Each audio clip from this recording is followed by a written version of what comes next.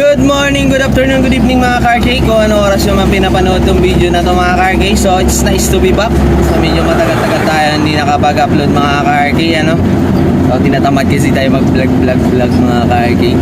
So for today's video mga car-cake, balik delivery na naman tayo ulit mga car-cake. So may nakuha na tayong booking mga car-cake. So galing siya dito sa 13 papuntang San Jose, Batangas mga car-cake. So konti lang na ito pangarga ni Madam. So tara, samahan niyo ako sa aking buhay kalsada, mga daily hustle ng ating mga car-cake. So dito niyo makikita kung ano yung mga nangyayari sa atin sa araw-araw bilang delivery rider. So let's go mga car-cake. Samahan niyo ako, punta tayo dun sa first booking natin. So let's go tayo mga car-cake. So yan yung pangarga natin. Bali 2 piraso lang yan, boss.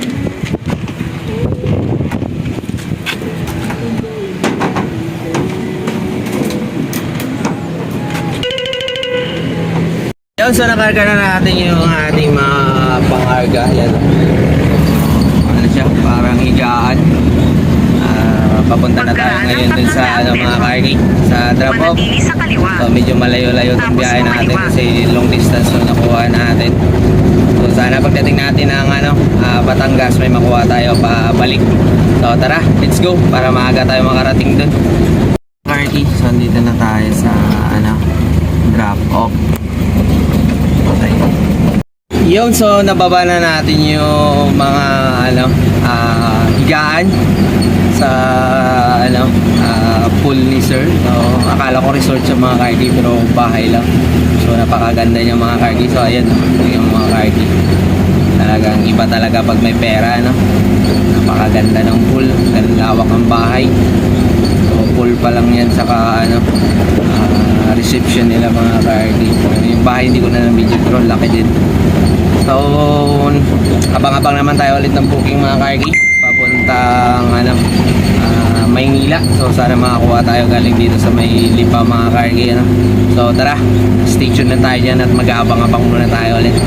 So may nakuha na naman tayo ulit mga car-cake. So galing sa dito sa Cuenca papuntang Valenzuela mga car-cake. So medyo malapit lang naman tayo mga car-cake kasi dito tayo sa San Jose. So tara, punta na natin dun mga car-cake. Bali yung pangarga natin is isang sofa at saka mattress daw sabi ni ma'am. So sana konti lang at makakuha tayo ng kasabay mga car-cake. Malayo-layo ng biyahe natin mga car-cake kasi Valenzuela yung drop. So let's go mga car-cake. Dito na tayo sa pick-up.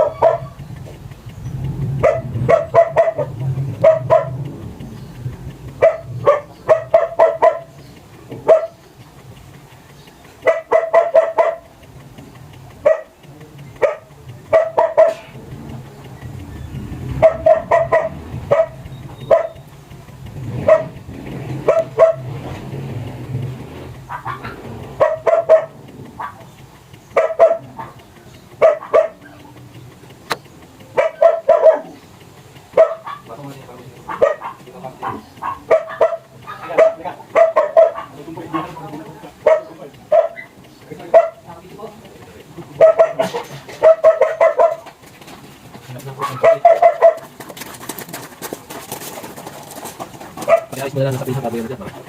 Pahiga siguro. Patagilid. Pahiga na lang po. Pahiga. Lalabas. Hindi pa silalim na lang po. Mga Karki, so tapos na natin ikarga yung pangarga natin galing Cuenca mga Karki. So dahil kanina mga Karki nagkaroon ng issue yung account natin dito sa South mga Karki. Dumaan ako sa may Petron dito sa may papuntang northbound para i-concern yung problema kanina mga Karki.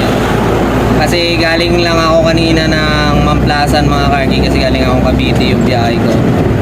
So papuntang San Jose, Batangas yung drop off natin. So pumasok ako ng Mamplasan, so galing Cavite, nagkalax ako papuntang Mamplasan mga Karki, tapos Mamplasan Kulipa. So nagulat ako mga Karki pag exit ko. So yung toll ko mga Karki sumabot ng 366. So nasa dapat nun yung toll ko lang is 148. So ang laki nung binawa sa akin ni SLEX. So lagi na lang problema to sa SLEX sa akin Parang pinagtitripan ako nakaraan. Nadali din ako ng bakal dito. Ngayon naman mga Karki, ang laki ng bawas ng toll fee sa akin kasi ito yung balance ko mga Karki. Nagpaload kasi ako sa misis ko kasi yung balance ko is nasa 200 plus na lang. So nagpaload ako sa kanya ng 500. So bali 700 plus yung laman ng account ko. Tapos nung nag-exit ako mga Karki, nagulat ako, ayan na lang 395. So ang laki ng laki ng binawas niya, nasa 366 mga Karki. So galing Mamplasan papuntang Lipa 366. Yung class 1 mga Karki nasa 148 lang yung mga Karki. So magkano yung binawas sa 200 mahigit mga Karki, laki. Sayang din. So dumaan ako doon sa booth nila para i-concern yung nangyari. So pinapill up lang ako ni Madam doon. So ito yung form. Pinapill up niya ako doon para mapasa niya daw doon sa opisina nila at ma-review doon sa CCTV kung talagang Mamplasan ako pumasok kasi ang nakalagay doon sa system nila mga Karki galing daw ako naiyak. So ano naman gagawin ko doon sa naiyak? Gagawin ko doon sa naiyak, diba? Yung karga ko galing dito sa A13. Ayun, iikot pa ako ng Cavitex papuntang Naiyax, tapos diretso ng South. Loko-loko talaga si SLEX. Siyempre kung saan mas malapit doon na tayo dadaan. Meron namang bagong daan yung Calax ngayon. Pag-akyat mo ng SM Dasma, Calax na agad. Nakatulo ng Calax, Mamplasan na siyempre doon ako dadaan. Papunta ako ng South.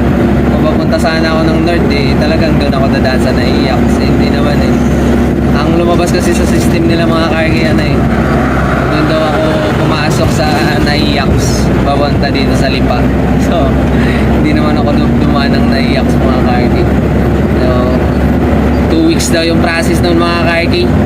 Yung mag-antay lang tayo na matagal bago ma-reimburse yung binawas nila sa atin. Pero may babalik naman daw sabi ni Ma'am basta ma-review na yung CCTV ko saan talaga ako tumagal. So let's go mga Karki. Atin na natin itong mga pangarga natin yan. Kutsyon lang tsaka sumpayan mga Karki. Palibig sasakyan din pala sana to sila sir, kaya lang iniisip niya daw kasi baka umulan, kaya hindi niya kinarga sa pickup niya, kaya binok niya na lang sa lalabo. So let's go. Atin na natin to. So ginabi na tayo kasi yung isang booking natin ang tagal bago dumating nung taga-receive. So pero nag-add naman si Madam. Hindi naman tayo lugi. So may nakuha na tayo ulit booking galing dito sa Valenzuela papunta Maynila. So barrier na itong pangarga. So tara, punta na natin. So ayan, dito na tayo sa pickup mga Karki. Ayan, kinakarga na nila sir yung mga barrier papunta Maynila. So after natin karga mga Karki, ay diretso na tayo dun sa drop off para matid na yung mga Karki. So sana pagdating natin Maynila may makuha tayong booking pabalik ng Cavite. Excuse me. So nawin na ako dun mga Karki. So tara, let's go mga Karki. So ayan, binababa na nila sir yung pangarga natin na barrier. So after natin baba mga Karki, may nakuha tayo ulit na booking. So galing dito sa Maynila papuntang Imus mga Karki. So prutas daw itong pangarga natin mga Karki. So tara, punta na natin para makauwi na tayo mga Karki kasi kumagabi na. So let's go. dito na tayo sa pick up natin mga karting. So ayun, mga prutas yung pangarga natin. Medyo masikip na yung daan dito.